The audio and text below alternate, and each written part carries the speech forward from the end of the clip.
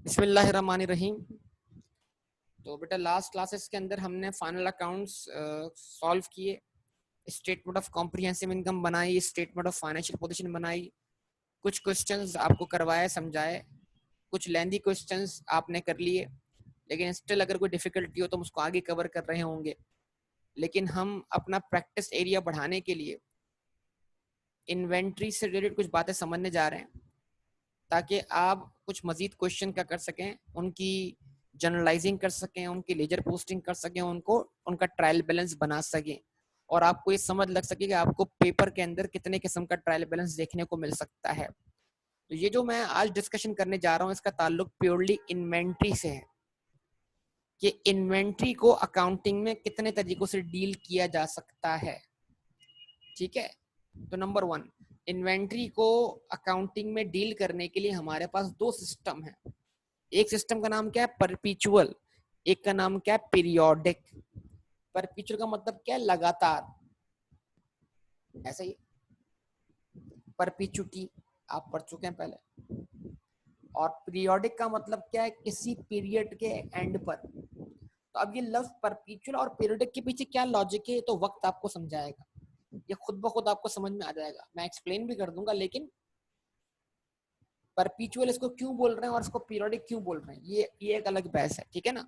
और ये ऑटोमेटिक आपको समझ में आएगी जब आप दोनों सिस्टम के तहत अकाउंट्स को फाइनलाइज करना सीखेंगे, ठीक है जी। लेकिन फिल वक्त जो बुनियादी डिफरेंसेस हैं वो क्या क्या है। अगर आप इन्वेंट्री के लिए सिस्टम फॉलो करते हैं क्या बेटा, अच्छा कुछ लोग बड़े खामोशी से देख सुन रहे होते हैं लेकिन बाद में अचानक से वो जागते हैं।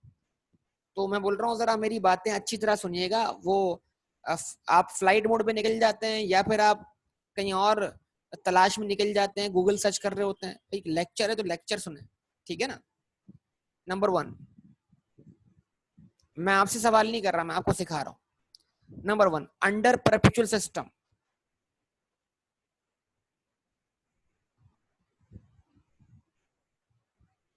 Purchase of inventory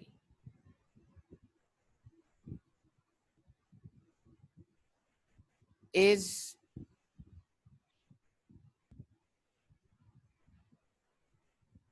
recorded as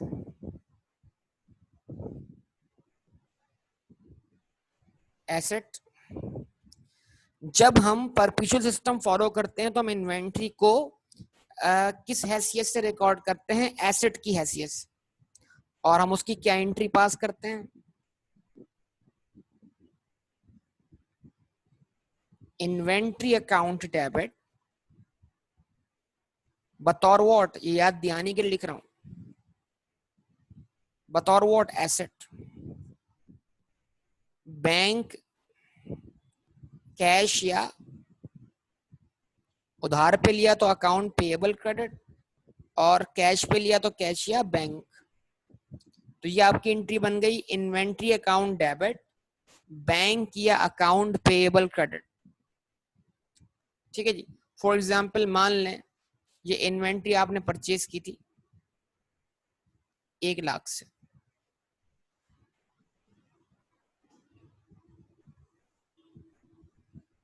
सही जी।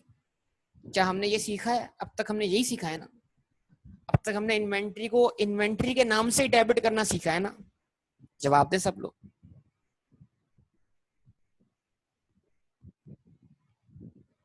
सब लोगों का रिस्पॉन्स चाहिए। अच्छा, ओके। लेकिन एक और सिस्टम है, उस सिस्टम के अंदर हम क्या करते हैं, हम बोलते हैं purchase of inventory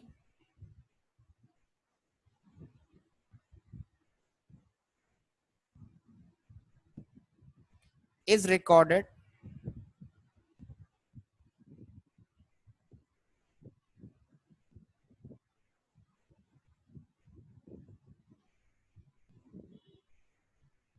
as expense। Inventory की परचेज को आप रिकॉर्ड करते हैं बतौर एक्सपेंस, यानी आप उसको डायरेक्टली एक्सपेंस मान लें।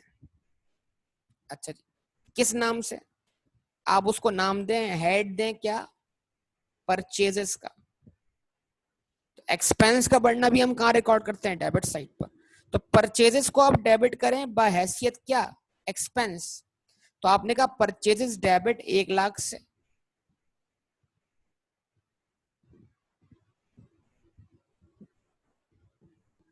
बैंक या अकाउंट पेएबल क्रेडिट कितने से बेटा? 1 लाख से।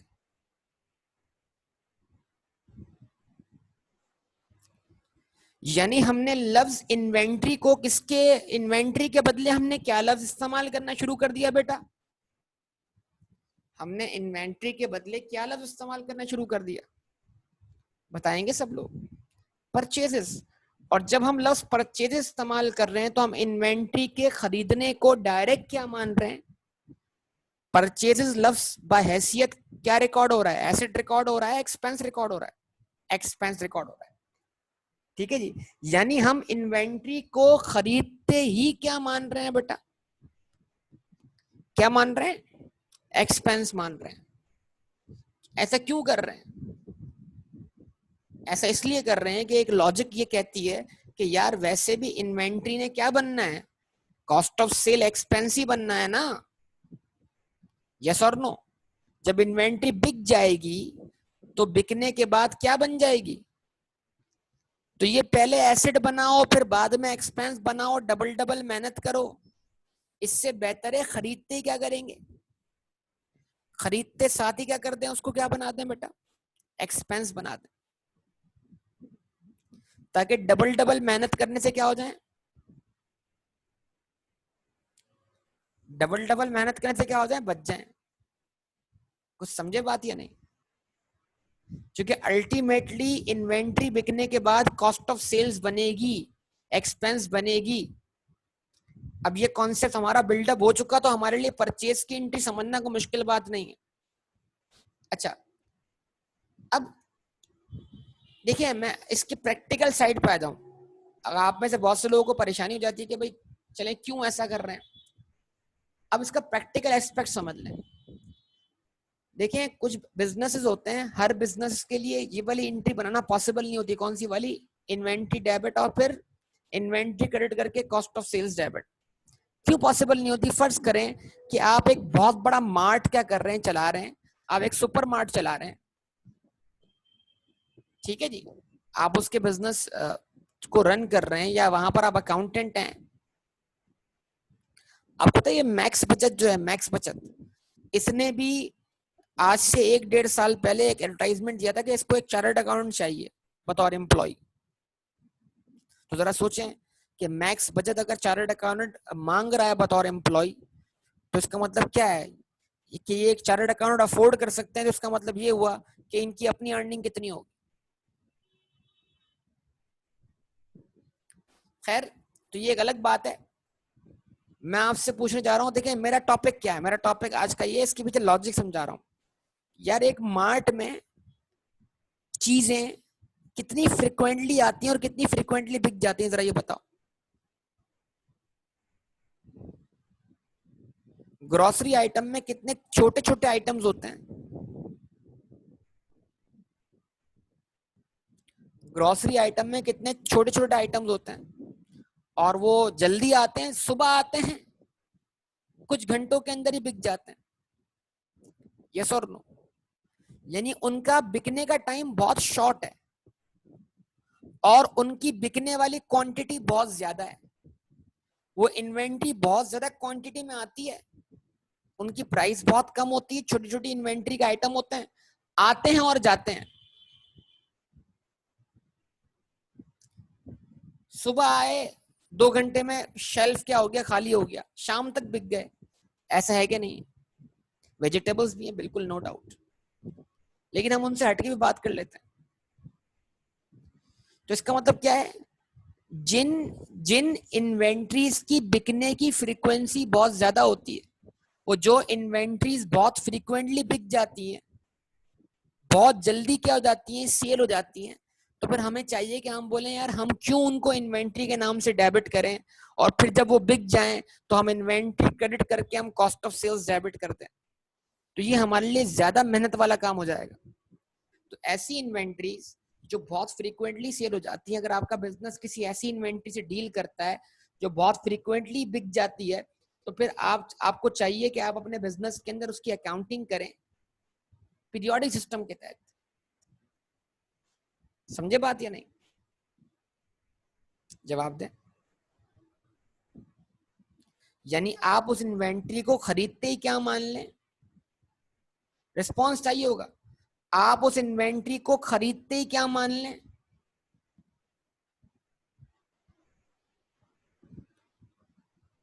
एक्सपेंस। बेहतरीन बात कर दी। अब जो लोग डाइवर्ट हो रहे हैं वो गलत कर रहे हैं। मैं एक एक बात करूंगा, आप मुझे मेरी बात का जवाब दें। डाइवर्ट मत हो। खरीदते क्या मान लें? एक्सपेंस मान लें। गुड। अब मुझे एक बात का, देखिए मैं आपको लॉजिकल और प्रैक्टिकल बात बता रहा हूँ, फिर एग्जाम में क्या करना वो अलग मसला है। अच्छा जी, अब आ जाते हैं गाड़ियों के शोरूम पे। आ जाइए जरा। एक गाड़ी का शोरूम ऑपरेट हो रहा है, जरा बताइए एक गाड़ी के शोरूम में उतनी ही गाड़ियां खड़ी हैं जितनी मार्ट पर चीजें रखी हुई हैं? शायद उतनी गाड़ियां तो गाड़ियों की फैक्ट्री में भी ना हो यार। तो गाड़ियों की जो शोरूम है, उस शोरूम पर जो गाड़ियां खड़ी हैं वो गिनती की है ना, हम फिंगर टिप से गिन सकते हैं उनको। अच्छा, एक शोरूम अगर दिन की एक गाड़ी भी बेच दे तो बहुत बड़ी बात नहीं।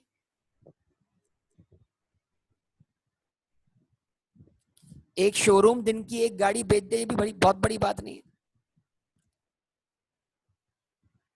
तो महीने की तो 30 गाड़ियां हो गई ना यार, तो वो शोरूम तो अच्छा खासा अर्न कर लेगा। क्या ख्याल है? भले 2-3 बेचे मुझे मसला नहीं है, लेकिन बता रहा हूं कि दिन की एक गाड़ी बेचे तो ये बहुत है ना बेटा, ये बहुत नहीं है। तो अब इसका मतलब क्या हुआ?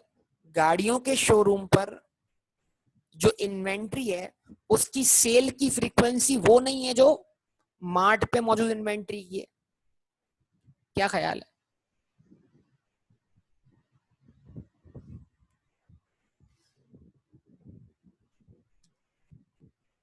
तो ऐसी इन्वेंट्रीज लार्ज साइज इन्वेंट्रीज कहलाती हैं, जिनकी फ्रीक्वेंसी ऑफ सेल क्या होती है बेटा? कम होती है। तो फिर अगर आप किसी ऐसी इन्वेंट्री से डील कर रहे हैं, अगर आप किसी ऐसी इन्वेंट्री से डील कर रहे हैं जिसके आने और जाने में अच्छा खासा वक्त लगेगा, और उसके आने और जाने को मैनेज करना कोई मुश्किल बात नहीं है, फिंगर टिप्स पे आपको गाड़ियां खड़ी हुई दिख रही हैं, और जो गाड़ी बिकी है उसका आना भी दिख रहा है, और जो गाड़ी बिकी है उसका जाना भी दिख रहा है।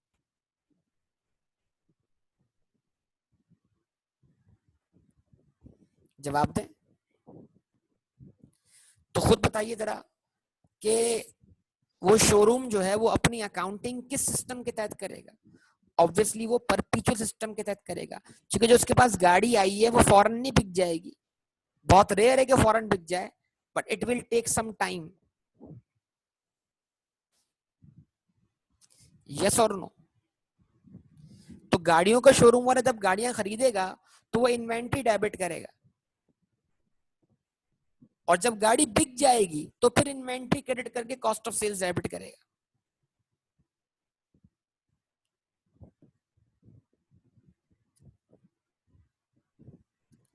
तो आपको इन दोनों एंट्रीज के पीछे लॉजिक मैंने समझा दिया। हालांकि लॉजिक के बगैर भी काम चल सकता था, लेकिन मसला नहीं है, लेकिन फिर भी मैंने कहा चलें आपको इन दोनों एंट्रीज के पीछे की लॉजिक समझा दे। अब अपने आप को कंफ्यूज नहीं करना बेटा, पेपर में वो करना है जो एग्जामिनर मांगे। तो भले पेपर में गाड़ियों का शोरूम हो, अगर एग्जामिनर बोलता है पीरियोडिक सिस्टम तो पीरियोडिक सिस्टम, और अगर एग्जामिनर बोलता है परपेचुअल सिस्टम तो परपेचुअल सिस्टम। ये बताओ, बॉब था, बॉब वाला क्वेश्चन हमने किया अकाउंटिंग इक्वेशन का, क्वेश्चन बैंक का जो आई कैप का स्टडी टैक्स वाला क्वेश्चन है, बॉब किस चीज में डील कर रहा था?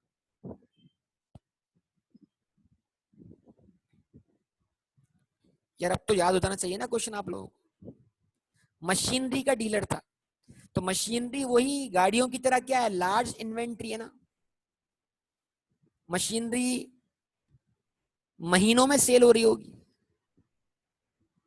यस और नो? तो अगर मुझसे कोई पूछे प्रैक्टिकली बॉब वाले क्वेश्चन के लिए सूटेबल सिस्टम कौन सा है, तो जवाब क्या होगा? जवाब क्या होगा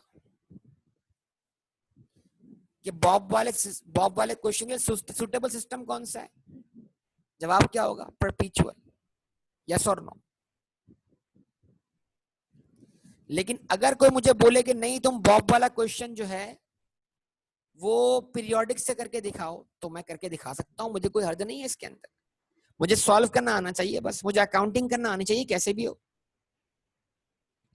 तो पेपर में वो करूंगा जो एग्जामिनर मांगेगा, ठीक है? पेपर होगा पेपर की रिक्वायरमेंट के हिसाब से। चले, ये सारी लॉजिक कवर कर दी आपके सामने। अब क्या करें, अच्छी तरीके से डिफरेंसेस को और आगे देखिए मजीद, ठीक है? अच्छी तरह देखेंगे डिफरेंसेस को, इन डिफरेंसेस को और आगे लेके चलते हैं।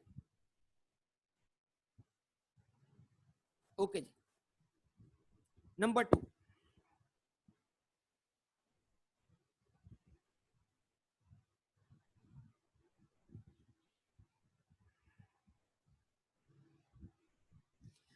डायरेक्टली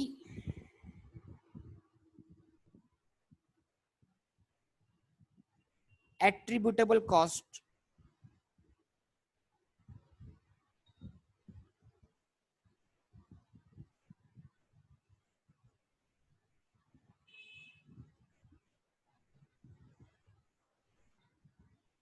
such as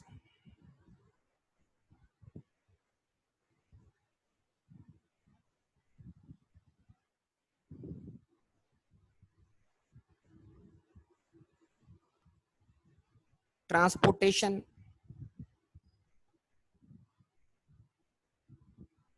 या carriage,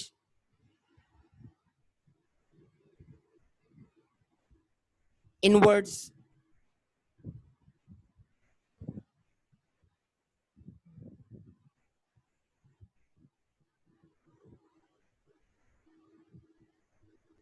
non refundable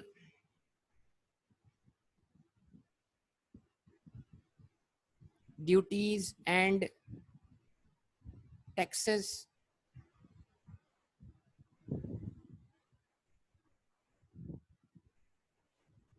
insurance in transit.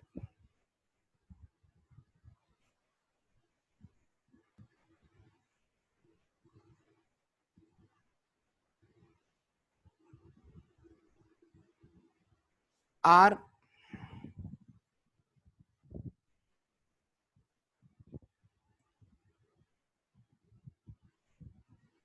Directly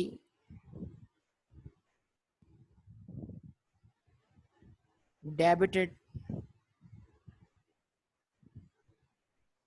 to inventory.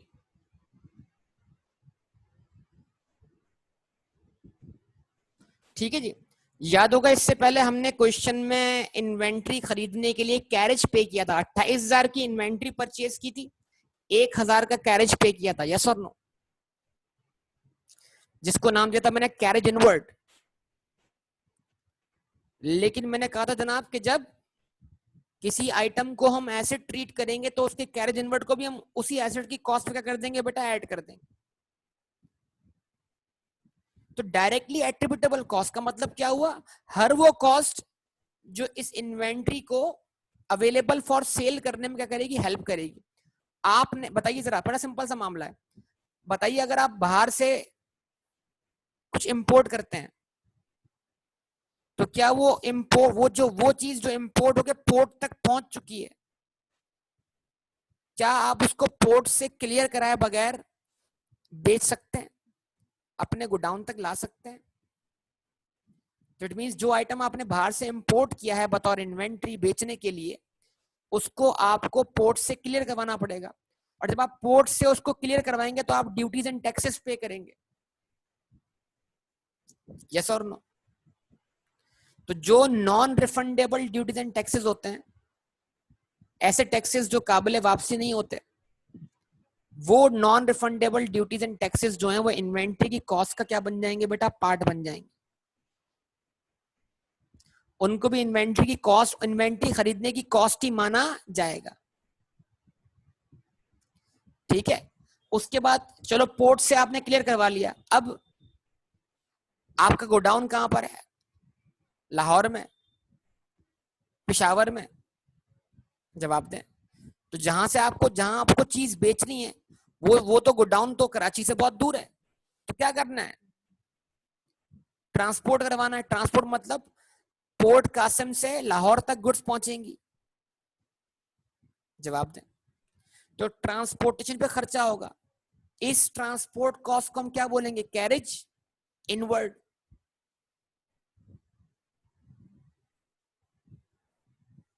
यानी इन्वेंट्री अपने प्रेमिसेस तक लाने की कॉस्ट, ये भी इन्वेंट्री की खरीदने की कॉस्ट ही मानी जाएगी। अच्छा जी, आपकी इन्वेंट्री बहुत कीमती है,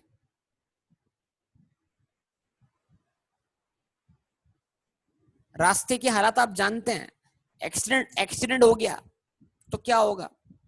कभी आपको पता है कि कभी कराची और हैदराबाद के रास्ते में ये जो क्या कहते हैं शेल कंपनी है जो पेट्रोल लेके जा रही होती है, इनके किसी ऑयल टैंकर का एक्सीडेंट हो जाता है। तो लोगों ने कमाल कर दिया था, पता है आपको, कि एक टैंकर जो था उसका एक्सीडेंट हुआ और वो टैंकर वहां पर जो है हाँ जी, पता है हुआ क्या? तो जब उधर से यानी मतलब सारा ऑयल जो है वो या पेट्रोल जो था वो सारा जो है रोड पर गिर गया। तो पेट्रोल रोड पर गिरने की वजह से लोग आ गए अतराफ से, घरों से घरों से बाल्टियां भर भर के आए, मतलब बाल्टियां लेकर आ गए और बाल्टियों में वो पेट्रोल भर भर के ले जा रहे हैं।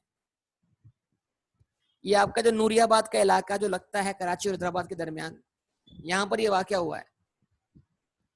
मतलब तो अब इस तरह तो जो कंपनी है जो जिसकी इन्वेंट्री जा रही है वो तो नुकसान में चली गई ना बेटा। अब इनको कौन पकड़ेगा कि किसने कितनी बाल्टी उठाई है? कौन ढूंढता फिरेगा इनको? अब ये तो ले गया उठाकर, कंपनी का तो हो गया लॉस। तो इस केस में कंपनी क्या करवाती है? रास्ते का इंश्योरेंस करवाती है। इसको बोलते हैं इंश्योरेंस इन ट्रांजिट। क्या बोलते हैं? इन्वेंट्री आपके गोडाउन तक, इन्वेंट्री आपके प्रीमिसेस तक खैरियत से पहुंचने का इंश्योरेंस, इसको क्या बोलेंगे? Insurance in transit. ये वन टाइम इंश्योरेंस है। तो इंश्योरेंस होने में और इंश्योरेंस इन ट्रांजिट होने में बड़ा फर्क है। इंश्योरेंस इन ट्रांजिट का मतलब क्या है? रास्ते का इंश्योरेंस, कि रास्ते की सिक्योरिटी, कि एक चीज जिस रास्ते से आ रही है उस रास्ते में अगर कोई प्रॉब्लम आता है जिसकी वजह से आपको इन्वेंट्री में लॉस होता है, तो वो फिर लॉस इंश्योरेंस कंपनी बेयर कर लेगी। हाँ, रास्ता खत्म, इंश्योरेंस खत्म, बिल्कुल। क्या बोलेंगे बेटा इसको? Insurance in transit. तो इंश्योरेंस इन ट्रांजिट को भी हम इन्वेंट्री परचेज करने की कॉस्ट मानते हैं। समझे बात को? तो बस टॉपिक ये है कि इन्वेंट्री खरीदने की जो डायरेक्टली एट्रीब्यूटेबल कॉस्ट है, जिसको खर्च किए बगैर अब इन्वेंट्री अपने गोडाउन तक ला ही नहीं सकते, वो तमाम की तमाम कॉस्ट भी इन्वेंट्री में क्या हो जाएगी बेटा? ऐड हो जाएगी। ठीक है, कुछ समझे बात को? अब इसको मैं आपके सामने रख देता हूं। यहाँ पर देखिएगा, यहाँ पर मैंने एक एंट्री बना दी।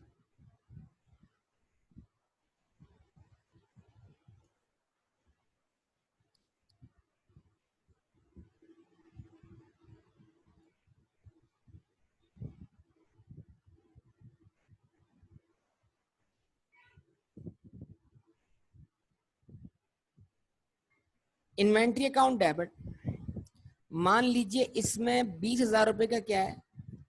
Transportation charges. ठीक है जी, मान लीजिए इसमें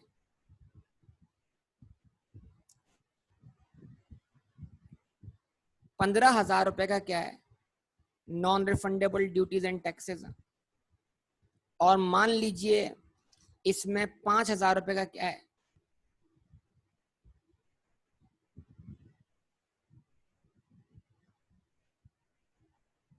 इंश्योरेंस इन ट्रांजिट। जवाब दीजिए।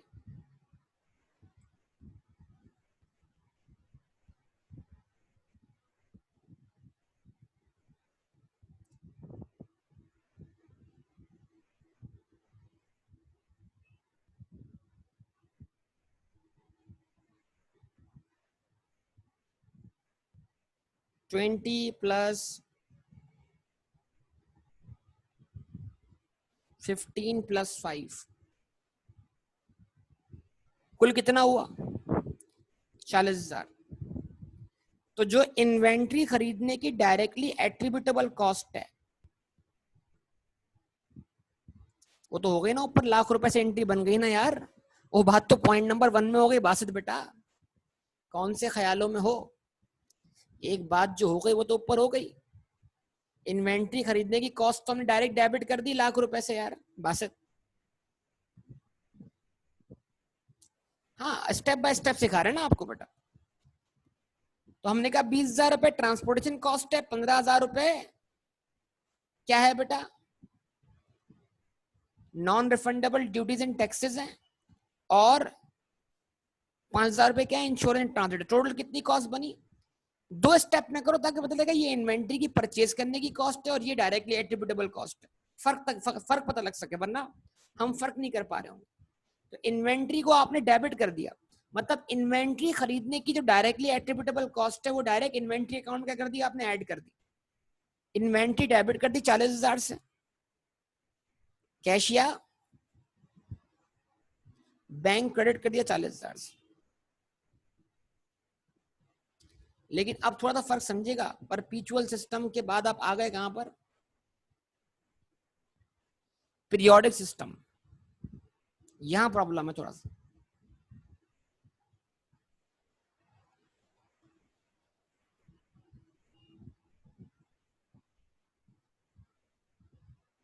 Directly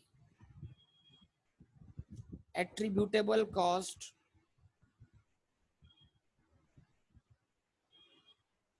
are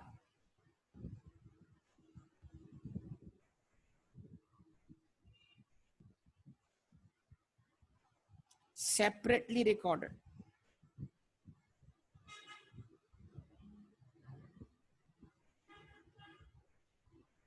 and used at the end of period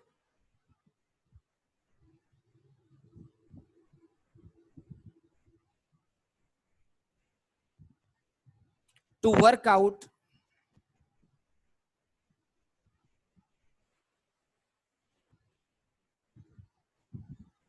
cost of sales। ठीक है जी। कहता क्या है? डायरेक्टली एट्रीब्यूटेबल जो कॉस्ट है पीरियोडिक सिस्टम में उनको सेपरेटली रिकॉर्ड किया जाएगा उन्हीं नेम से जिस नेम से वो कॉस्ट इनकर हो रही है।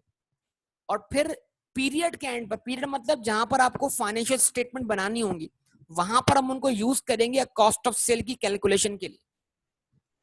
अब आप एंट्री क्या बना रहे होंगे जरा देखिएगा प्लीज, बहुत बहुत अच्छे तरीके से देखिएगा। एंट्री में फर्क आ गया, इन्वेंट्री डेबिट नहीं। देखिए बड़ा सिंपल सा लॉजिक है। जब डायरेक्टली एट्रिब्यूटेबल कॉस्ट किसी एसेट को खरीदने के लिए है तो उसी एसेट की कॉस्ट का पार्ट बन जाएगी। लेकिन जब डायरेक्टली एट्रिब्यूटेबल कॉस्ट जो है उसका ताल्लुक किससे? एक्सपेंस है, तो ये कॉस्ट भी एक्सपेंस ही ट्रीट होगी। बेहतरीन बात, बेहतरीन। ये भी एक्सपेंस ट्रीट होगी, बेहतरीन बात करती। ठीक है जी। तो अब क्या करें? अब क्या एंट्री पास करें? अब इन्हीं नेम्स को इस्तेमाल करें। क्या करें भाई? आप बोले कैरेज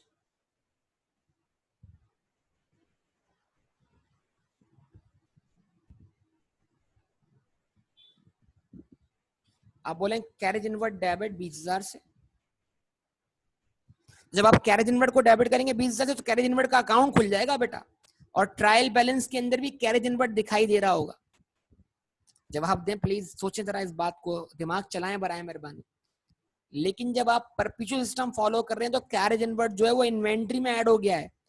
तो परपीचुअल सिस्टम में कैरेज इनवर्ट का कोई अलग से अकाउंट दिखाई नहीं दे रहा आपको।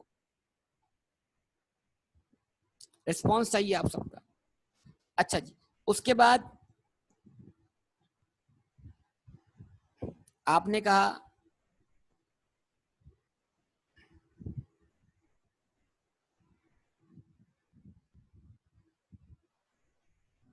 Non refundable taxes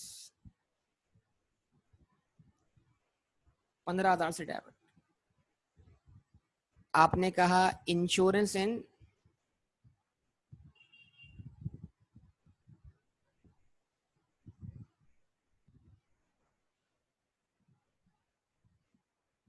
transit debit,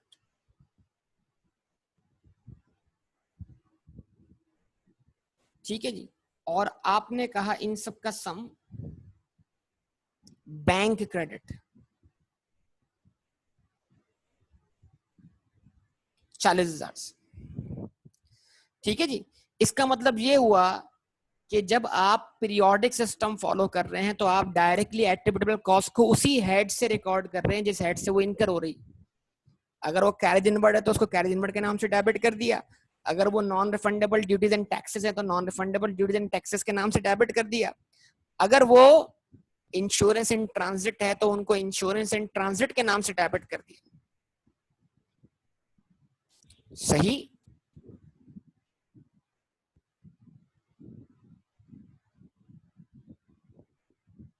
expense के अंदर मतलब ये सारे एक्सपेंसेस ही कहलाएंगे और इनको हमने डेबिट किया। देखें डेबिट कोई भी चीज रिकॉर्ड होते वक्त क्या हो रही है, अगर डेबिट हो रही है तो दो ही चीजें डेबिट हो रही है बुनियादी तौर पे, तो एसेट या तो कैरेज इनवर्ट का लफ्ज इस्तेमाल करना एक्सपेंस ही है ना। बाज एक्सपेंस के आगे नाम एक्सपेंस लिखना जरूरी नहीं है, लेकिन हम जानते हैं कि ये बाय नेचर के एक्सपेंस। की अकाउंट जो होगा वो कैरेज इनवर्ट के नाम से खुलेगा। जो देखें एक बुनियादी बात दिमाग में बैठा लें प्लीज, जिस नाम से एंट्री बनती है उसी नाम से टी अकाउंट खुलता है। बार बार ये बात रिपीट हो रही है, जिस नाम से एंट्री बनती है उसी नाम से टी अकाउंट खुलता है, क्योंकि प्रोसीजर है। तो अगर एंट्री बनी है कैरेज इनवर्ट के नाम से तो अकाउंट भी खुल रहा है कैरेज इनवर्ट के नाम से। तो बस ये तय कर लें एंट्री जिस नाम से बनाई है उसी नाम से टी अकाउंट खोलेंगे ऑब्वियसली। यानी मैं यही समझाना चाह रहा हूँ कि इनको परचेजेस के नाम से डेबिट नहीं किया हमने, सेपरेटली का मतलब क्या है, परचेज के अलावा रिकॉर्ड किया, यही समझ, यही लिखा हुआ है आपके सामने।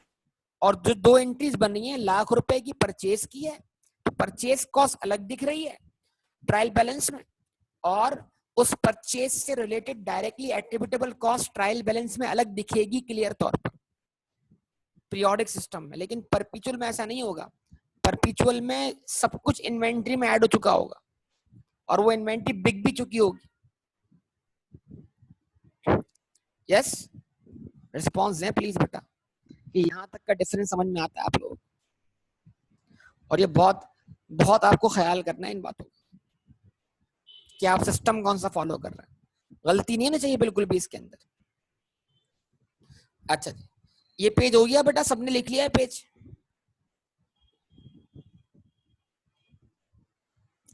ये पेज सबने लिख लिया, स्क्रीनशॉट ले लिया, तो मैं आगे बढ़ता हूं।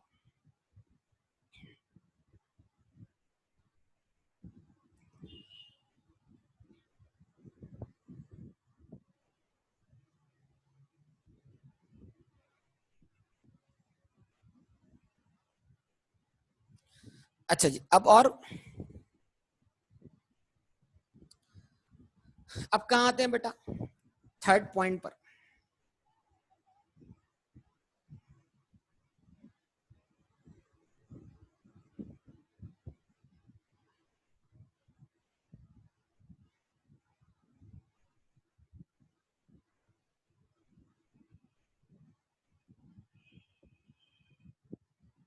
Cost of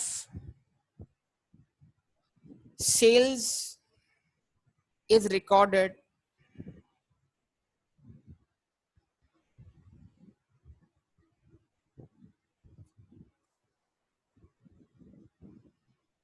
at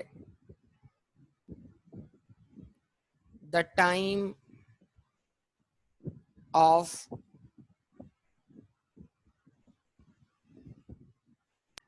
each sales। क्या मतलब जरा देखिए, ये अब मैं लेफ्ट हैंड साइड का मतलब क्या है यहाँ पर? लेफ्ट में मैं कौन से पॉइंट लिख रहा था, परपिचुअल वाले पीरियोडिक वाले?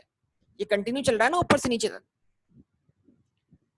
तो बताइए जरा, लेफ्ट साइड पे मैं कौन से पॉइंट लिख रहा था, पीरियोडिक वाले लिख रहा था, परपिचुअल वाले लिख रहा था? लेफ्ट पर मैं परपिचुअल वाले, तो ये थर्ड पॉइंट किसके लिए है? परपिचुअल के लिए है ना। Cost of sales recorded at the time of each sale. तो जरा बताइए, क्या आप ये करते हुए आए हैं, ये जो स्टेटमेंट लिखी हुई है, क्या आप इसको फॉलो करते हुए आए हैं अब तक? क्या आप हर सेल के साथ कॉस्ट ऑफ सेल रिकॉर्ड नहीं कर रहे थे? एक तरफ आपने सेल रिकॉर्ड की थी और आपने एक तरफ तो इसका मतलब क्या था, जब भी आप सेल कर रहे थे तो बेसिकली आप 2 एंट्रीज पास कर रहे थे। ठीक है जी।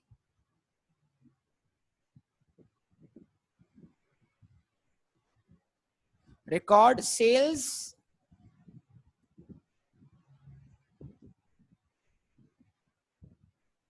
Eight what, selling price.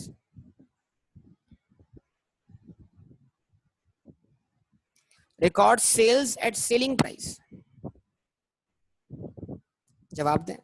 तो अब जरा बताइए, पीछे अगर मैं पीछे वाली कहानी को कंटिन्यू करूं, थोड़ा सा कंटिन्यू करूं, तो मैंने 1,00,000 रुपए की गुड्स परचेज की। यस, मैंने 1,00,000 रुपए की गुड्स परचेज की। भाई जवाब दें, जल्दी जल्दी रिस्पॉन्स दें।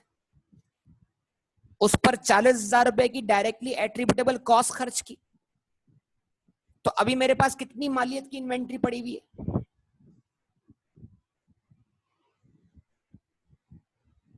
अभी मेरे पास कितनी मालियत की इन्वेंट्री पड़ी हुई है?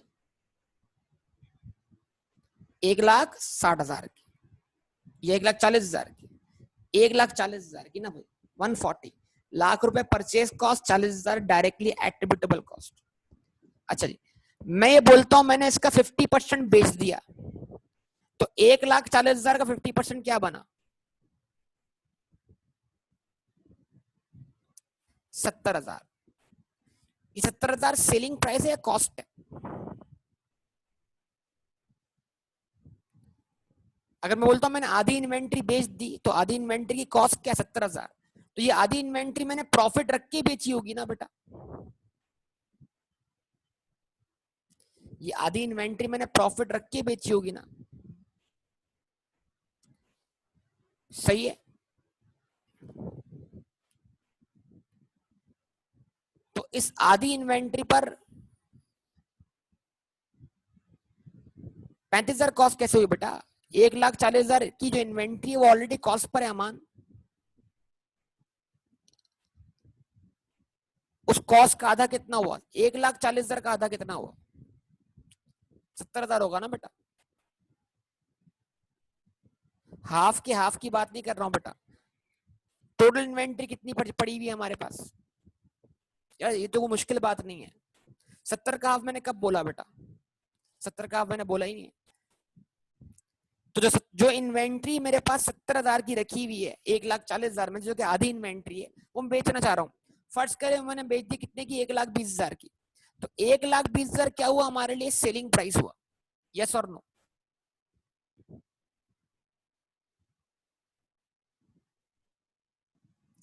तो एक एंट्री बनाऊंगा मैं सेलिंग प्राइस पर कि ये चीज मैंने जितने की बेची है, तो वो एंट्री कैसे बनाऊंगा मैं?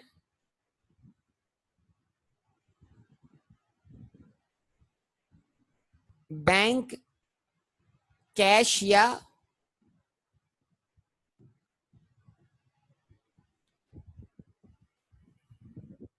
तो अकाउंट रिसीवेबल डेबिट या बैंक डेबिट या कैश डेबिट कितने से बेटा? 1,20,000 से। जो चीज जितने की बेची है उस पर सेल रिकॉर्ड होगी, और क्या कर दूंगा? सेल्स रेवेन्यू क्रेडिट कर दूंगा। जवाब दें, रेस्पॉन्स करें।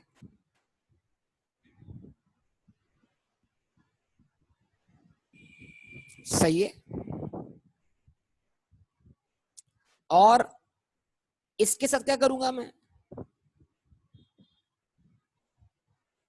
B point, record what?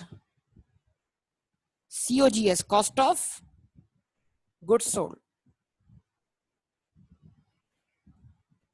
अच्छा जी, तो जो चीज मैंने 1,20,000 की बेची है 50,000 का प्रॉफिट रखने के बाद, वो चीज मुझे खुद कितने की पड़ी? यानी मैंने गुड्स बेची है 1,20,000 की, इसमें मेरा प्रॉफिट कितना है? 50,000 रुपए। तो फिर मेरी कॉस्ट क्या हुई? 70,000 रुपए। तो क्या करूंगा?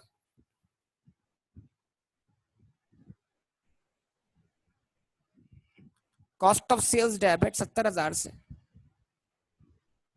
और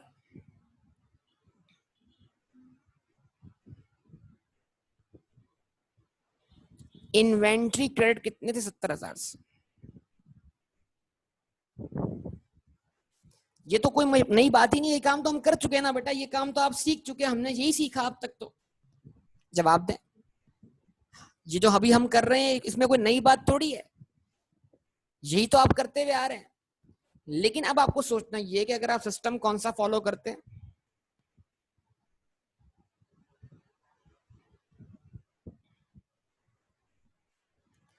अगर आप सिस्टम कौन सा फॉलो करते हैं, पीरियोडिक, तो आप यहां लिखते हैं cost of sales is determined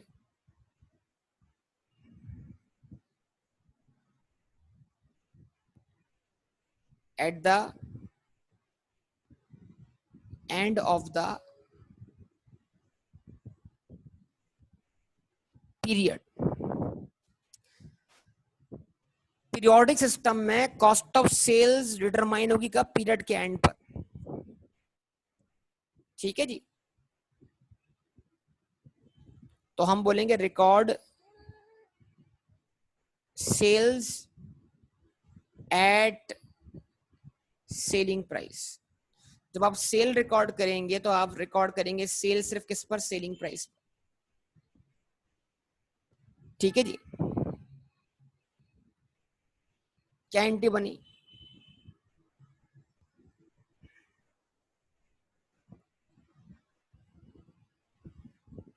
bank debit हो गया, अकाउंट रिसीवेबल डेबिट हो गया 1,20,000 से, और सेल्स क्या हो गई, क्रेडिट हो गई कितने से, 1,20,000 से। ठीक है जी। बी पॉइंट,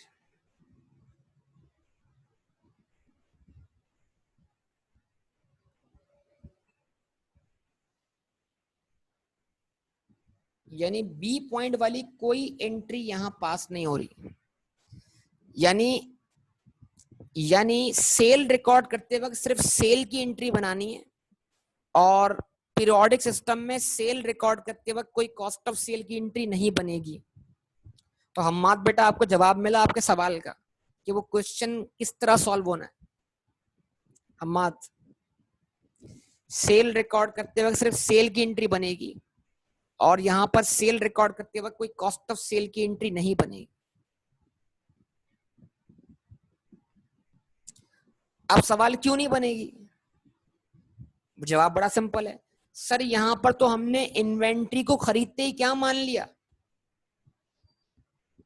सबका रिस्पॉन्स आना चाहिए, यकीन मानिए, दिल से आवाज आनी चाहिए, दिल से आवाज, लॉजिकली। तो जब हमने इन्वेंट्री को खरीदते ऑलरेडी एक्सपेंस मान लिया, तो क्या उसको मजीद एक्सपेंस बनाने की जरूरत है? टेक्निकली सोचिए बेटा। तो बस यही बात है कि यहां सिर्फ सेल की एंट्री बनेगी, कोई कॉस्ट ऑफ सेल की एंट्री बनाने की जरूरत नहीं है। क्यों? क्योंकि आपने इन्वेंट्री को खरीदते ही क्या मान लिया, एक्सपेंस मान लिया। हाँ, अब खरीदी हुई इन्वेंट्री में से जो इन्वेंट्री बिकी है उसमें से कितना पोर्शन कॉस्ट ऑफ सेल है, उसके लिए हम ईयर एंड पे बात करेंगे, पीरियड के एंड पे बात करेंगे। पीरियोडिक हर काम यहां पर क्या होगा, पीरियड के एंड पर होगा। कि जो हमारी परचेजेस हैं उसमें से कितनी इन्वेंट्री बिक चुकी है और कितनी बिकना बाकी है, ये हम तय करेंगे कब, पीरियड के एंड पर।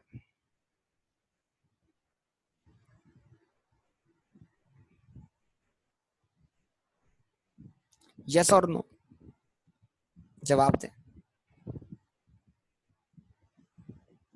सही है बेटा।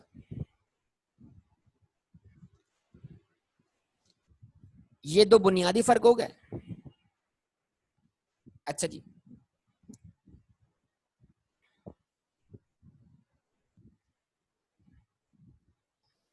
अच्छा अब अगर मैं बनाता हूं सेल्स रिटर्न, अगर हमें क्या होती है, सेल रिटर्न होती है। ठीक है जी। तो उसमें उसमें भी दो एंट्रीज बन रही हैं हमारे पास। एक बन रही है सेलिंग प्राइस, तो आप सेल रिटर्न की एंट्री क्या बात करते हैं, फर्ज करें जो हमने गुड्स बेची थी 1,20,000 की, उसका 10% रिटर्न होकर वापस आ गया, तो 1,20,000 का 10% क्या बनेगा, 12,000। 1,20,000 में से 12,000 की गुड्स रिटर्न होके वापस आ गई। Please response.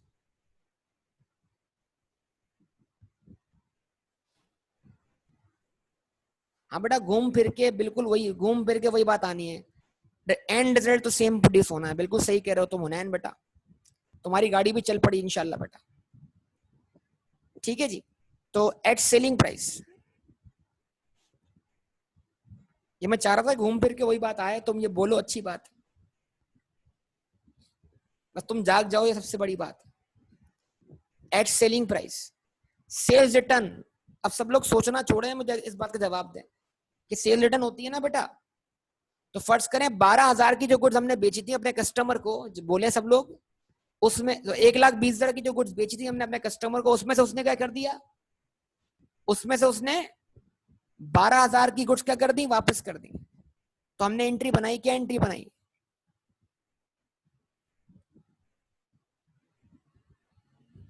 Sales return debit. कितने से, 12,000 से। यस और नो। और अकाउंट रिसीवेबल क्या कर दिया हमने, क्रेडिट कर दिया। कितने से, 12,000 से। तो परपीचुअल सिस्टम में जब हमने सेल रिटर्न होने की बिना पर क्या किया, अपना रेवेन्यू रिवर्स किया, तो फिर हमें भाई याद करें, रिकॉल करें, क्विक रिकॉल करें सब लोग। परपीचुअल सिस्टम में हमने सेल रिटर्न होने की वजह से अगर अपना रेवेन्यू रिवर्स किया, तो अब हमें अपनी कॉस्ट ऑफ सेल भी रिवर्स करनी पड़ेगी ना। जब हमने सेल रिकॉर्ड करते वक्त कॉस्ट ऑफ सेल रिकॉर्ड की थी, तो फिर सेल रिटर्न करते वक्त हमें कॉस्ट ऑफ सेल भी रिवर्स करनी होगी। तो अगली एंट्री बनेगी एट कॉस्ट। तो अगर 1,20,000 की कॉस्ट 70,000 है और प्रपोर्शन सेम रखें मार्कअप मार्जिन, तो 12,000 की कॉस्ट क्या होनी चाहिए, 7,000 रुपये होनी चाहिए फॉर एग्जाम्पल। तो मान लीजिए 12,000 की इन्वेंट्री जो हमने बेची थी 12,000 की, उसकी कॉस्ट हमें कितने की पड़ी थी, 7,000 की। तो हमने क्या एंट्री बनाई बेटा, हमने दोबारा से इन्वेंट्री अकाउंट डेबिट कर दिया था 7,000 से, और हमने कॉस्ट ऑफ सेल्स को बतौर एक्सपेंस क्या कर दिया था, क्रेडिट कर दिया था 7,000 से। ये एंट्री कितने लोगों को याद है बेटा, रिस्पॉन्स करें। ये एंट्री कितने लोगों को याद है बेटा, याद है ना, भूले तो नहीं है ना।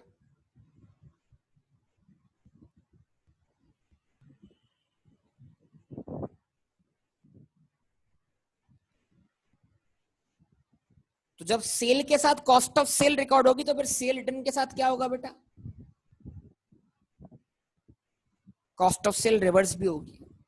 ठीक है, अच्छा जी, ओके। उसके बाद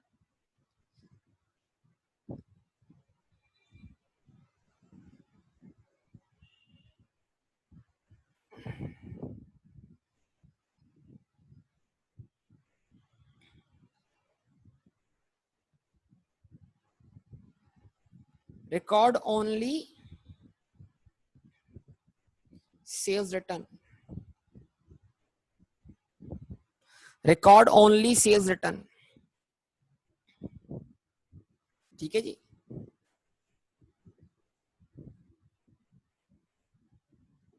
सेल्स रिटर्न डेबिट कर दिया 12,000 से,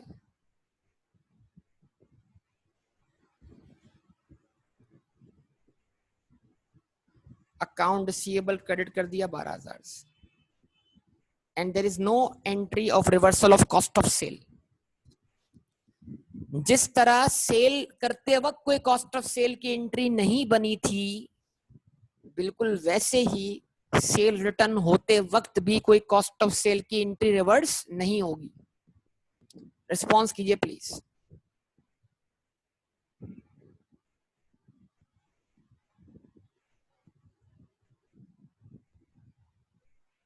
समझे हैं मेरी बात को बेटा। तो एक एक पॉइंट कीमती है, एक एक पॉइंट याद रखने वाला है, फिर गलतियां नहीं होनी चाहिए आगे चल के। बेहतरीन बात, पीरियोडिक सिस्टम में इन्वेंट्री अकाउंट ही नहीं खुलेगा। इन्वेंट्री अकाउंट क्या, कॉस्ट ऑफ सेल अकाउंट भी नहीं खुलेगा ना। पीरियोडिक सिस्टम में इन्वेंट्री से बिलोंग करने वाला एक ही अकाउंट होगा और उस अकाउंट का नाम क्या होगा, परचेजेस। लेकिन परपेचुअल सिस्टम में इन्वेंट्री को रिप्रेजेंट करने वाले दो अकाउंट होंगे, एक खुद इन्वेंट्री और एक cost of sales. Cost of sale बता रहा होगा कितनी इन्वेंट्री बिक चुकी है और इन्वेंट्री अकाउंट बता रहा होगा कितनी इन्वेंट्री बची हुई है। तो परपेचुअल सिस्टम में हमें इन्वेंट्री हमेशा दो हिस्सों में टूटी हुई दिखाई देगी। जो बिक चुका वो कॉस्ट ऑफ सेल में होगा और जो बच चुका वो इन्वेंट्री का बैलेंस सीडी होगा।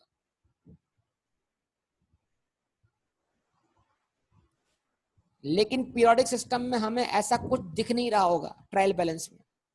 ट्रायल बैलेंस में पीरियोडिक सिस्टम में इन्वेंट्री को रिप्रेजेंट करने वाला अकाउंट एक ही होगा और उस अकाउंट का नाम क्या होगा, परचेसेस। और उसकी हैसियत क्या होगी, एक्सपेंस। जवाब मिलेगा? ठीक है जी, तो ये आप लिख चुके बेटा। लास्ट एक पॉइंट रह गया, वो कर दो तो बात हमारी मुकम्मल होता है। फिर आप क्वेश्चन करें इसके ऊपर। देखें, जो डिफरेंस, बाकी सारी एंट्रीज वैसी की वैसी बनेगी। ड्राइंग की एंट्री वैसे बनेगी, कैपिटल की एंट्री। ये जो हम फर्क कर रहे हैं ना, फर्क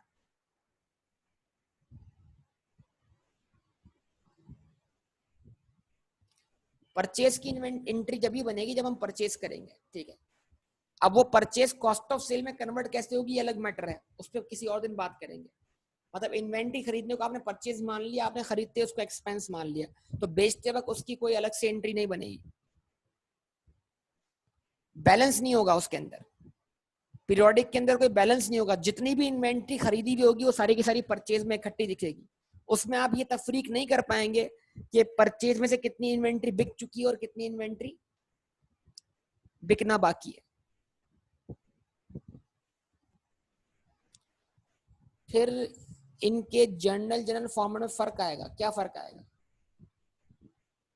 बस इतना फर्क आएगा कि एक अकाउंट रिप्रेजेंट कर रहा होगा, वहां पर दो अकाउंट होंगे, लेकिन उन दोनों अकाउंट्स का सम जो होगा वो तकरीबन क्या होगा, बराबर होगा।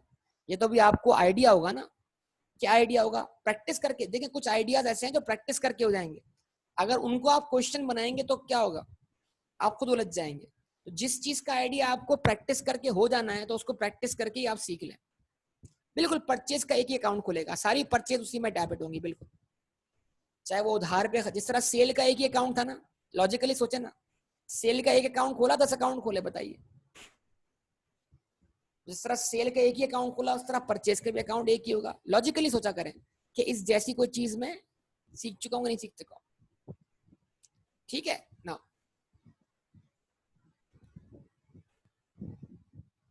अगले पेज पे चलते हैं।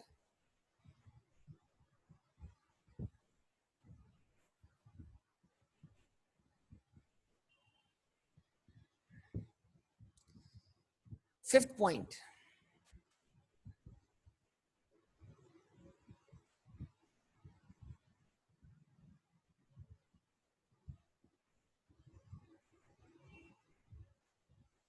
Purchase return.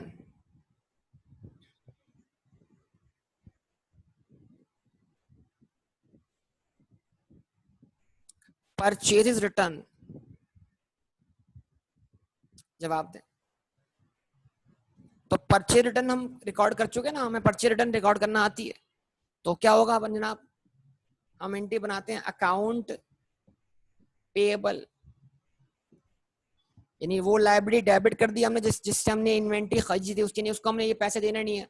फॉर एग्जांपल हमने अपनी खरीदी हुई गुड्स क्या कर दी, 20,000 से वापस कर दी, तो अकाउंट पेएबल डेबिट कर दिया।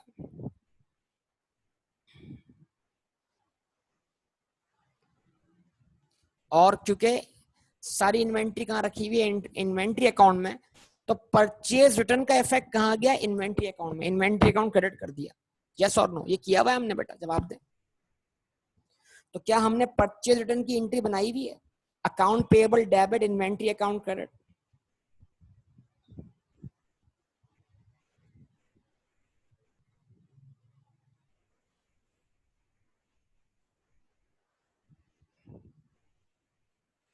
लेकिन अगर हम यही एंट्री बनाएंगे अंडर पीरियोडिक सिस्टम तो हमारे पास इन्वेंट्री नामी कोई अकाउंट मौजूद नहीं है, या है बताइए? तो हम अकाउंट पेएबल तो डेबिट कर देंगे, लेकिन क्या हम पीरियोडिक सिस्टम में इन्वेंट्री क्रेडिट कर सकते हैं? क्या हम पीरियोडिक सिस्टम में इन्वेंट्री क्रेडिट कर सकते हैं? नो। हम क्या क्रेडिट करेंगे? परचेजेस, और इसको हम नाम देंगे परचेज रिटर्न का।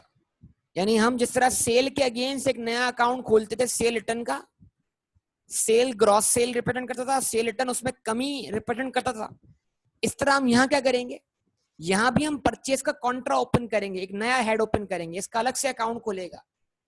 किस नाम से? परचेजेस रिटर्न के नाम से।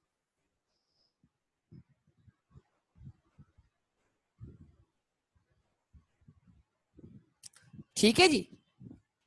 तो परचेज का अकाउंट अलग है, परचेज रिटर्न का अकाउंट अलग है। जिस तरह सेल्स का अकाउंट अलग खोला था और सेल्स रिटर्न का अकाउंट अलग खोला था। यस और नो? अब जिसने प्रैक्टिस की है ना वो मेरी बात पिक करता रहेगा, उसको कोई मुश्किल ही नहीं है।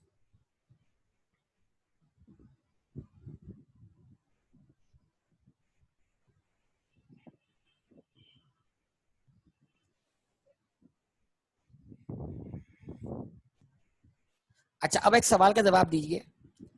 परपीचुअल सिस्टम में जो आ रहा है वो इन्वेंट्री में डेबिट हो रहा है, और जो बिक रहा है वो इन्वेंट्री से क्रेडिट होके कॉस्ट ऑफ सेल में डेबिट हो रहा है। तो हमारा ट्रायल बैलेंस क्लियर तौर पर हमें दिखा रहा है कि कितनी इन्वेंट्री बिक चुकी है और कितनी इन्वेंट्री बची हुई है। यस और no?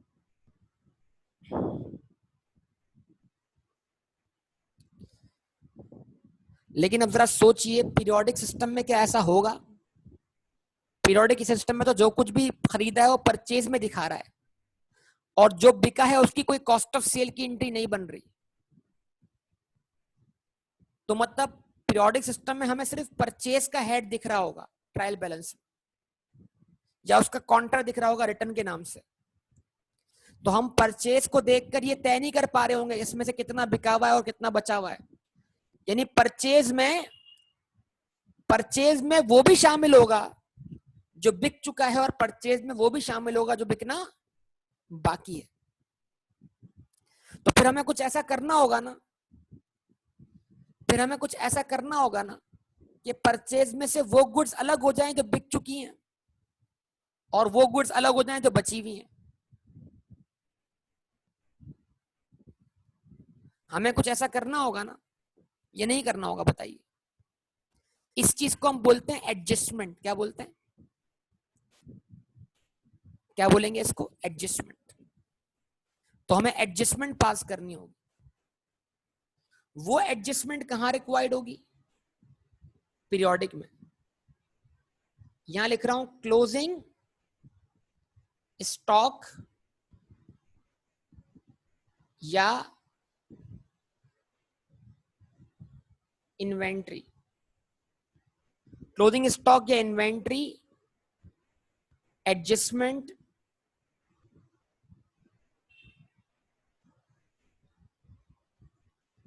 is required to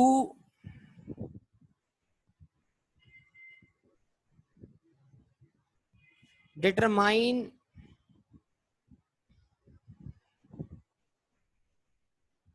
cost of sales at the end of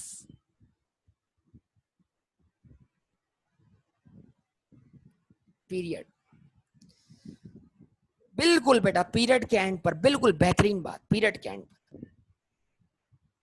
यानी पीरियोडिक सिस्टम में जब हमने अकाउंट फाइनलाइज करने होंगे तो हमें परचेज को तोड़ना होगा दो हिस्सों में, कि परचेज में से कितना बचा हुआ है और कितना बिक चुका है। तो जो परचेज का वो हिस्सा जो बिक चुका है वो कॉस्ट ऑफ सेल है, और जो बचा हुआ है वो क्लोजिंग स्टॉक है, क्लोजिंग इन्वेंट्री। लेकिन हमें ऐसा कोई काम नहीं करना पड़ेगा। कहां पर?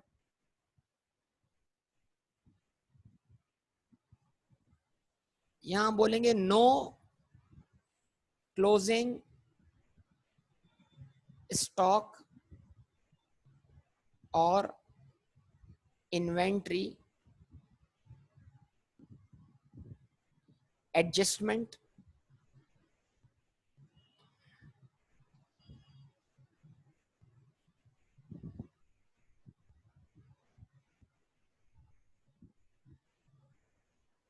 रिक्वायर्ड।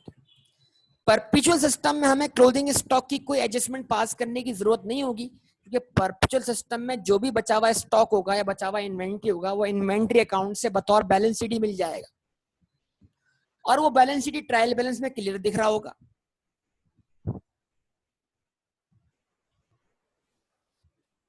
लेकिन पीरियोडिक में ऐसा नहीं होगा। अब अगर आप ये बात जबानी समझ रहे हैं तो बहुत बड़ी बात है इंशाल्लाह, वरना प्रैक्टिकली ये बात अभी आपके सामने। बॉब वाला क्वेश्चन ना, बॉब वाला क्वेश्चन इतना आसान क्वेश्चन है, इतना बेहतरीन क्वेश्चन है कि हर कॉन्सेप्ट जो है वो उसके जरिए डेवलप हो सकता है।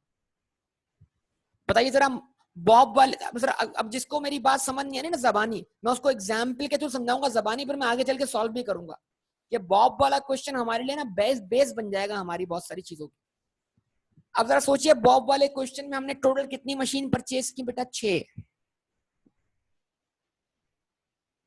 यस और नो? रिकॉल कीजिए अपने दिमाग को जरा। और 6 की जो कॉस्ट थी उससे हमने इन्वेंट्री डेबिट की होगी, और पीरियोडिक में 6 की कॉस्ट से हमने परचेज डेबिट की होगी। अच्छा जी, हमने 6 में से कितनी मशीन बेची थी? 4। तो 4 की हमने कॉस्ट इन्वेंट्री अकाउंट से क्रेडिट करके कॉस्ट ऑफ सेल में डेबिट कर दी।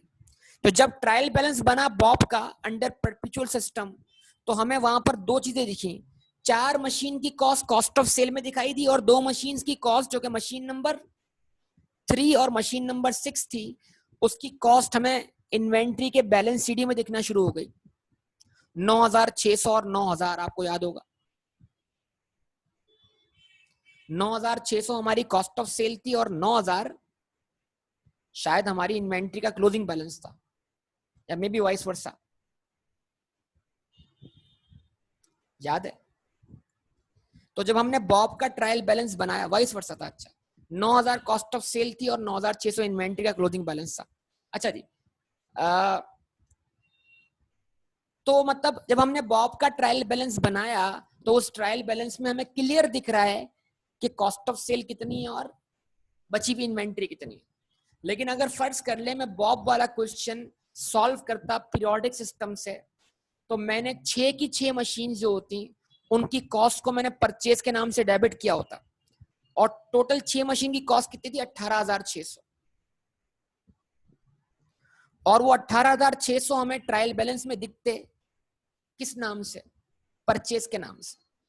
तो अब उस 18600 को मैं देखकर मालूम नहीं कर पाता कि इसमें से कितना बिका हुआ है और कितना बचा हुआ है। तो फिर मुझे अपना प्रॉफिट वर्कआउट करने के लिए इस 18600 को तोड़ना होता, ब्रेक करना होता। कितने हिस्सों में? 2 हिस्सों में।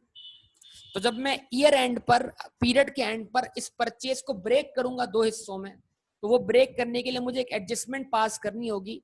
उस एडजस्टमेंट को हम बोलते हैं क्लोजिंग स्टॉक एडजस्टमेंट। क्या बोलते हैं? सीओजीएस ऑटोमेटिक आएगी बेटा। देखो, परचेज में से जो बचा हुआ है वो अलग कर दो, तो जो बचेगा वो क्या होगा? जो बिक चुका है। परचेज एक्सपेंस है, कॉस्ट ऑफ सेल भी एक्सपेंस है।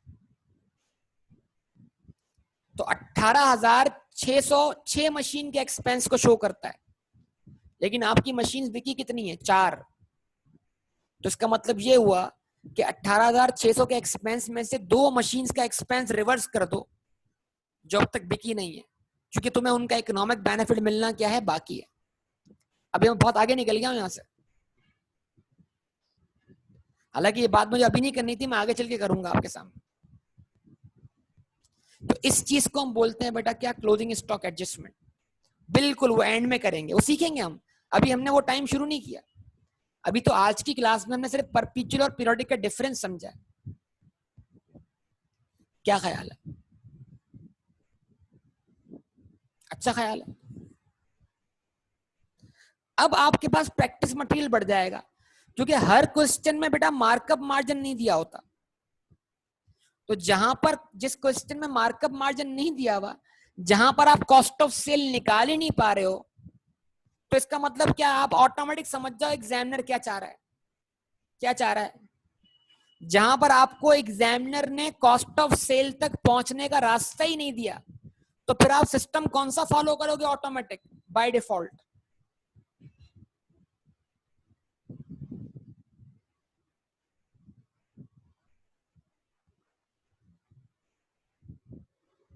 पीरियोडिक, बेहतरीन बात। तो इसका मतलब जो मैंने आपको प्रैक्टिस मटेरियल भेजा था, उसको अगर किसी ने देखा है और उसको सॉल्व करने में अब किसी को डिफिकल्टी इसलिए हो रही थी कि कोई मार्कअप और मार्जिन नहीं दिया हुआ था, तो बेटा मसला ये है कि मेजॉरिटी किताबें जो है ना, वो बच्चों को प्रैक्टिस करवाती हैं पीरियोडिक से, और मैंने आपको प्रैक्टिस करवाई है परपेचुअल से। लेकिन अगर मैं प्रैक्टिस करवाता पीरियोडिक से तो रट्टा लगता, रट्टा बन जाता, रट्टा। और फिर बहुत लॉन्ग टर्म में जाकर आपको क्या होता, क्लियर होता, जब एग्जाम करीब आते तब क्लियर होता कि हाँ डिफरेंस क्या है। तो मैं उम्मीद करूंगा इंशाल्लाह कि परपेचुअल पहले करने से और पीरियोडिक बाद में करने से कॉन्सेप्ट जल्दी और ज्यादा बेहतर बिल्डअप होगा इंशाल्लाह। अगर आपको पीरियोडिक पहले समझाता और परपेचुअल बहुत आगे समझाता, तो फिर कॉन्सेप्ट बनने में बहुत टाइम लगता। तो ज्यादातर क्लासरूम्स के अंदर पहले क्या होता है, परचेज वाली एंट्री सिखाई जाती है जर्नलाइजिंग करते वक्त। जर्नलाइजिंग शुरू परचेजेस से होती है। अब वो बच्चा जो जर्नलाइजिंग परचेज से शुरू करता है और थोड़ा बहुत जो सोचता है, जिसको फिक्र होती है, वो ये बोलता है अकाउंटिंग इक्वेशन में मैं इन्वेंट्री पढ़कर आया हूं और इन्वेंट्री को सर ने एसेट बोला है, और मैं इधर आके जर्नलाइजिंग कर रहा हूं, यहां पर सर उसी चीज को एक्सपेंस बोल रहे हैं, क्या ये खुला तजाद नहीं है। तो मतलब ये नहीं कि बच्चा कंफ्यूज होता है, कंफ्यूज। तो फिर वो बोलता है यार वक्ती तौर पे क्या करो, बस याद कर लो कब कौन से केस में क्या एंट्री बनानी है, तो रट्टा ही रट्टा चल रहा होता है। तो बराए मेहरबानी रट्टे को अवॉइड करें, कॉन्सेप्चुअली लेके चलें। तो पहले परपेचुअल वाली एंट्री सिखाने का मतलब यही था कि आपका कॉन्सेप्ट सही से बिल्डअप हो जाए। और माशाल्लाह जिन जिन बच्चों ने मुझे जवाब दिया है क्लोजिंग स्टॉक की एडजस्टमेंट रिक्वायर्ड नहीं है, या घूम फिर के कहानी वही हो जाएगी, तो अल्हम्दुलिल्लाह ये वजह यही है कि आप इन सब चीजों को आपस में कनेक्ट कर पा रहे। ठीक है, तो मैं उम्मीद करूंगा आप इन सब चीजों को कनेक्ट करके चलेंगे और मिक्स नहीं करेंगे चीजों को, क्योंकि मैंने एक एक चीज क्लियर करके बता दी है आपको डिफरेंस बनाकर। अमान खामोश है, अमान, अमान बेटा नींद पूरी नहीं है बेटा।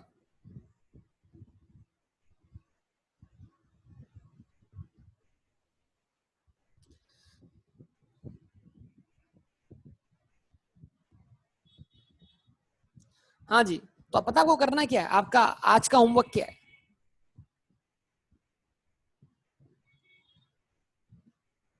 Question number 4, question number 5, question number 3 और क्वेश्चन नंबर 6। कितने क्वेश्चन है बेटा, 4 क्वेश्चन। 1 और 2 का कोई ताल्लुक नहीं है अब इससे, क्योंकि 1 और 2 में कोई इन्वेंट्री परचेज ही नहीं हुई। तरतीब क्या है, 4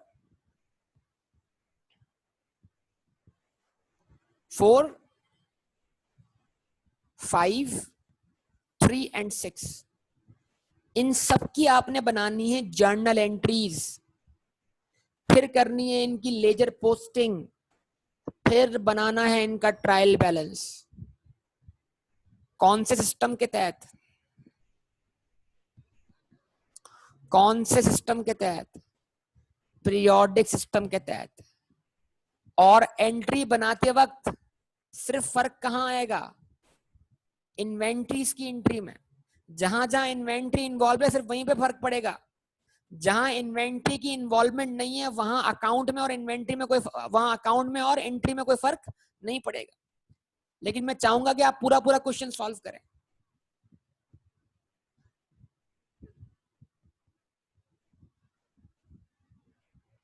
क्योंकि हम सीओजीएस के नाम से कोई अकाउंट डेबिट ही नहीं कर रहे। जब हम कोई एंट्री के नाम से अकाउंट ओपन ही नहीं करेंगे तो अकाउंट कैसे खुलेगा। सीओजीएस को और इन्वेंट्री को इस वक्त एक ही अकाउंट रिप्रेजेंट कर रहा है, उसका नाम क्या है, परचेजेस। हम सेल्स तो कर रहे हैं, गुड, आप सही कह रही हैं, लेकिन मैंने आपको स्टार्ट में इतनी बड़ी तमहीद बताई कि देखें एक जितना बड़ा बिजनेस होगा ना और उसमें छोटी छोटी इन्वेंटरीज होंगी जो बहुत फ्रीक्वेंटली सेल होती हैं, तो उनको मैनेज करना बड़ा मुश्किल होता है प्रैक्टिकली। आप इसको लॉजिकली सोचिएगा, किसी क्या कहते हैं मार्ट पे अप्लाई करके वहां लोगों का रश देखिएगा, तो वो मार्ट वाले क्या करते हैं, इन्वेंट्री का आना रिकॉर्ड कर लेते हैं परचेज के नाम से। अब इन्वेंट्री बहुत फ्रीक्वेंटली जा रही होती है, जाते वक्त ये नहीं देख रहे होते कि क्या जा रहा है, बस वो सेल रिकॉर्ड कर रहे होते जाते वक्त। तो जाते वक्त वो कॉस्ट का रिकॉर्ड मेंटेन नहीं करते, समझ ले इस तरीके से आप। तो अब तो कंप्यूटराइज सिस्टम है, पॉसिबल है करना सब कुछ, लेकिन हम एक सिस्टम समझ रहे हैं। तो पीरियोडिक सिस्टम वो सिस्टम है जहां पर इन्वेंट्री का हम कॉस्ट पे आना रिकॉर्ड करते हैं परचेज के नाम से, लेकिन चीजें इतनी फ्रीक्वेंटली सेल हो रही होती हैं कि हम उनका कॉस्ट पे जाना रिकॉर्ड नहीं कर पाते। वो मसले हम बाद में देख सकते हैं। देखें, हर सिस्टम में कोई ना कोई प्रॉब्लम हो सकती है। अभी अभी जो हमारा वक्त है वो टेक्निकलिटीज रिजॉल्व करना नहीं है, अभी तो हम बेसिक सीख रहे हैं। अगर आप अभी से इतनी टेक्निकल बातें करेंगी कि कोई इन्वेंट्री कम पड़ जाए, शॉर्ट पड़ जाए, तो हम क्या करेंगे? तो जो इशू अभी तक हमने रेज ही नहीं किया, तो उसमें जाने का कोई फायदा नहीं है फिल वक्त, जब तक कि हम एक चीज मुकम्मल तौर पे ना सीख लें। तो ऑब्वियसली हर सिस्टम की कोई ना कोई प्रॉब्लम हो सकती है, और इस सिस्टम के तहत हमें कुछ प्रॉब्लम फेस करनी पड़ सकती है, लेकिन वो प्रॉब्लम हम वक्त के साथ साथ सीखेंगे मेच्योरिटी लेवल हासिल करने के बाद। तो हर चीज को सीखने का एक प्रॉपर वक्त है, तो अभी जितनी बात सिखाई जा रही है उतनी बात सीख लें। तो अभी आपको सिर्फ इतना याद रखना है कि पीरियोडिक सिस्टम में इन्वेंट्री को रिप्रेजेंट करने वाला अकाउंट कौन सा है, बताइए कौन सा है?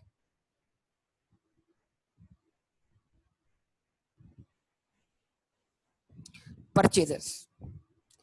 और कॉस्ट ऑफ सेल नामी कोई अकाउंट मेंटेन नहीं हो रहा। तो क्या कॉस्ट ऑफ सेल नहीं निकलेगी? निकलेगी।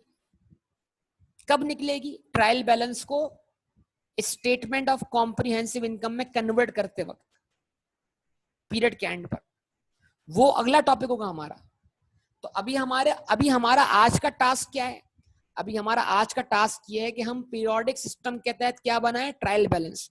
और मैं यही तो चाह रहा हूं कि आपके सामने फर्क आ जाए कि जब ये ट्रायल बैलेंस बन जाएगा अंडर पीरियोडिक सिस्टम, तो उसमें आपको फर्क दिखेगा। क्या फर्क दिखेगा?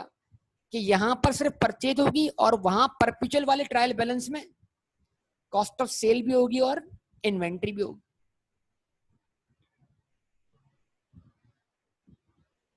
ठीक है, तो अभी आप कोशिश करें, बहुत सारी चीजें हमें प्रैक्टिस करके और एक्सपीरियंस गेन करके सीखने को मिल जाती।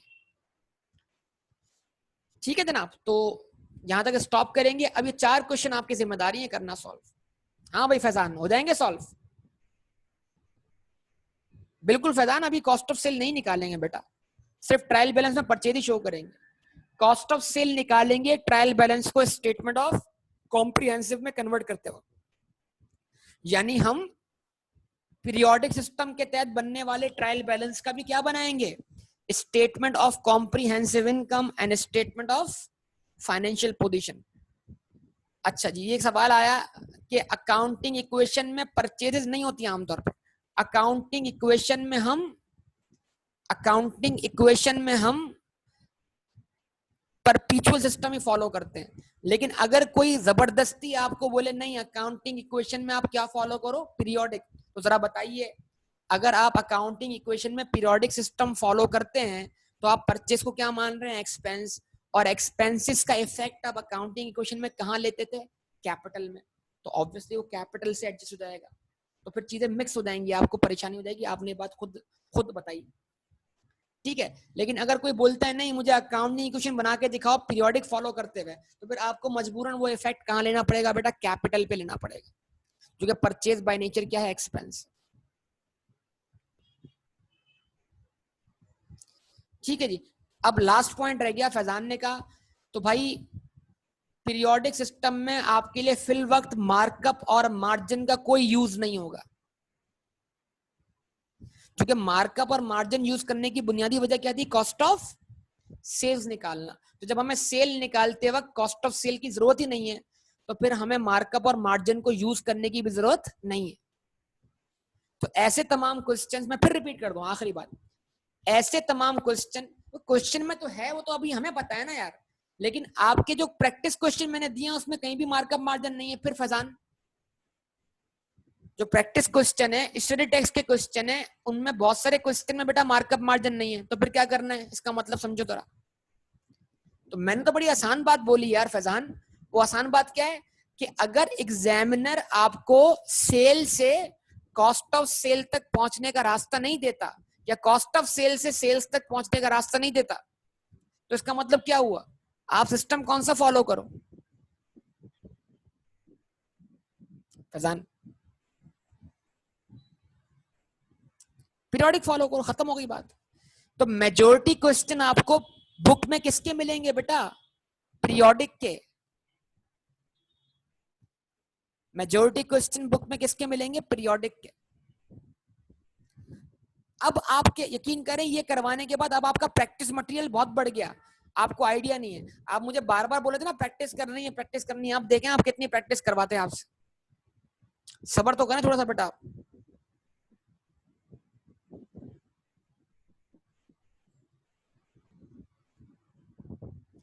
ठीक है बेटा, तो होमवर्क कीजिएगा, जो भी डिफिकल्टी हो इंशाल्लाह उसको डिस्कस करेंगे अगली क्लास में। आज तक इतना ही, बाकी सारा डिस्कशन करेंगे अगली क्लास में। ओके बेटा, अल्लाह हाफिज।